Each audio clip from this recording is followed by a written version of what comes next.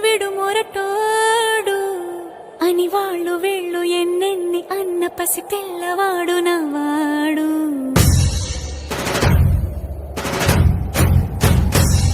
విడుముండోడు అని ఊరు వాడ అనుకున్న గాని మహారాజు నాకు నవాడు.